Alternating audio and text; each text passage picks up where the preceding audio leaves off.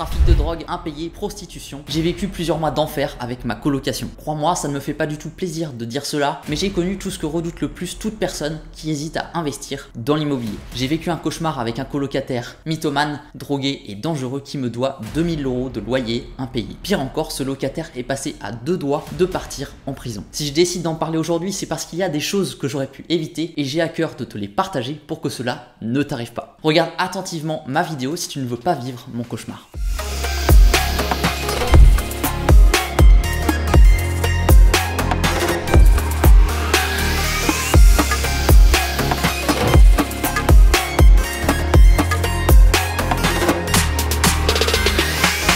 Je m'appelle Anthony Rhin, je suis investisseur dans l'immobilier depuis plus de 3 ans et sur cette chaîne tu découvriras tous mes secrets pour investir de manière rentable dans l'immobilier. Alors j'ai longtemps hésité avant de tourner et mettre en ligne cette vidéo pour plusieurs raisons. Premièrement, je me suis dit que ça allait faire peur à beaucoup de personnes et créer un nouveau frein à l'investissement alors que nombreux sont ceux qui se mettent des barrières et ne se lancent jamais. Et bien évidemment, ce n'est pas vendeur pour un coach IMO de parler de ses problèmes de locataires et d'impayés. Et logiquement, beaucoup de formateurs passent ces choses-là sous silence. Mais je me suis toujours juré d'être transparent, quitte à vendre moins. Je pense aussi que c'est le rôle d'un coach de faire des erreurs et de transmettre ses retours d'expérience pour éviter que ses élèves ne les reproduisent. Laisse-moi te raconter mon histoire. En juin 2022, une chambre se libère dans ma colocation, la plus petite d'une surface de 9-10 mètres carrés avec un lit simple et un loyer de 350 € par mois. Comme à chaque fois, je fais en sorte d'avoir le moins de vacances locatives entre 2 locataires, mais cette fois-ci, peut-être que je me suis un peu précipité.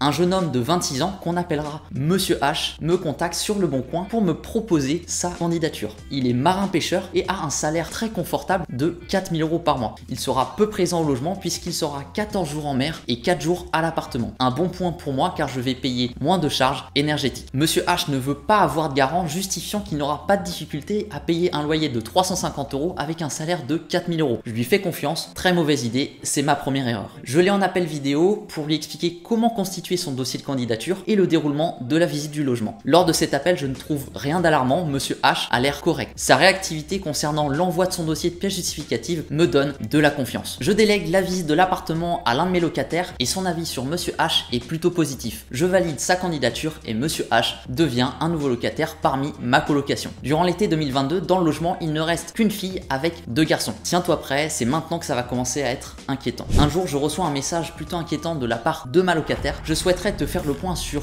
la colocation. Je n'ai pas très envie d'en parler quand il y aura les autres qui peuvent m'entendre. Question de sécurité. Je l'appelle immédiatement. Elle me dit que Monsieur H se drogue régulièrement et peut avoir un comportement imprévisible dans ces moments-là. Mais aussi qu'elle soupçonne un trafic de drogue avec l'autre garçon de la coloc. Elle fait régulièrement venir son copain à l'appartement pour ne pas être toute seule. Heureusement pour elle, son bail arrive à échéance et elle est partie du logement quelques jours plus tard. Honnêtement, quand j'ai terminé cet appel, j'ai craqué. Je me suis demandé comment j'allais gérer tout ça à distance et retrouver de nouveaux locataires qui acceptent d'arriver dans ce type de location. Fin juillet 2022, un accident en mer survient. Monsieur H serait à l'origine de bagarres et menaces de mort envers des collègues de travail. Résultat, plusieurs blessés à l'hôpital. Quelques jours plus tard, Monsieur H reçoit un courrier du tribunal lui indiquant qu'il est placé sous contrôle judiciaire en attendant son jugement. Il lui est momentanément interdit de travailler en mer, c'est le début de mes impayés. Suite à cela, il se drogue de plus belle. Un jour, je reçois un message, j'ai pris des médocs en surdose là, je suis en train de partir, laisse-moi partir en paix. Autant te dire que je n'ai pas bien dormi tous les soirs. Monsieur H n'était pas un garçon méchant, mais très mythomane, avec à chaque fois des justifications différentes. Le virement est parti, ça devrait arriver, usurpation d'identité, perte de téléphone, etc. Il pensait que sa situation judiciaire allait vite se régler et qu'il pourrait reprendre rapidement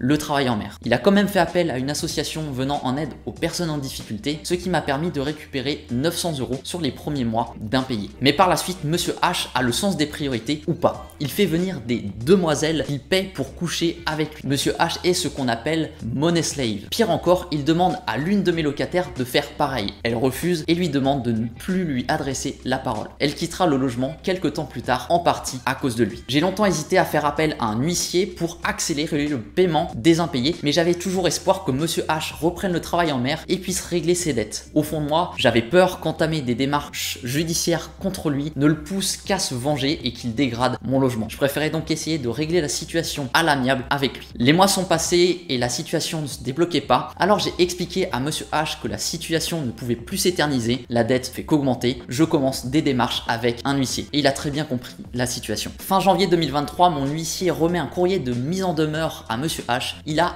2 mois pour rembourser toutes ses dettes, sinon on ira au tribunal et il devra quitter immédiatement le logement. Tu t'en doutes bien, il n'a pas été en mesure de régler ses dettes et il est parti de mon logement début avril pour mon plus grand bonheur. Évidemment, il a laissé sa chambre dans un sale état. Plutôt que de me déplacer, j'ai demandé à l'un de mes locataires de faire le ménage, laver ses draps, acheter une nouvelle alaise et faire des doubles de clés, tout cela en échange d'une somme d'argent. Et tu l'as vu dans le titre, mon locataire part en prison et c'est aussi ce que j'ai cru. Peu de jours avant son départ de mon logement, suite à un rendez-vous au tribunal, soit il trouvait un logement pendant 1 an où il pourrait avoir un bracelet électronique, soit il allait en prison. Bien évidemment, je n'ai pas accepté qu'il reste plus longtemps dans mon logement, donc il m'a dit qu'il partait en prison. Début avril, j'ai appelé sa mère au téléphone et bizarrement, c'est ce grand mythomane de Monsieur H qui a répondu. Finalement, il a réussi à trouver un logement au dernier moment et donc pas de zonzon. Il a trouvé un nouveau travail, c'est désormais sa mère qui gère son argent et ils ont mis en place un échéancier de remboursement des dettes avec mon huissier. Je devrais donc recevoir 200 € de sa part tous les mois si tout se passe bien. Alors pour finir, qu'est-ce que je retiens de cette expérience et quelles sont les 2 leçons que tu dois absolument retenir? Première leçon, ne pas se précipiter dans le choix du locataire. Il est préférable d'avoir quelques semaines de vacances locatives plutôt que de choisir un mauvais locataire. J'aurais dû demander des quittances de loyer, des garants obligatoirement et analyser plus en profondeur son compte Facebook qui montrait son penchant pour l'alcool et la fête. Deuxième leçon, ne pas laisser traîner les choses. Ce sont les démarches réalisées avec l'huissier qui ont accéléré le départ de mon locataire. Si c'était à refaire, je commencerais ces démarches dès les premiers impayés. J'agirais plus rapidement. Alors, est-ce que ça m'a dégoûté de l'immobilier? Est-ce que je regrette de m'être lancé dans l'investissement? Non. Un investisseur apprend à résoudre des problèmes et je suis prêt à encaisser beaucoup de choses pour atteindre la vie de mes rêves. Après 22 mois de location, j'ai tout de même fait plus de 20 000 € de bénéfices et la grande force de la colocation, c'est de pouvoir répartir le risque sur plusieurs locataires. En cas d'impayé avec une personne, les autres sont là pour compenser. Merci d'avoir suivi ma vidéo. N'hésite pas à me poser tes questions en commentaire si tu en as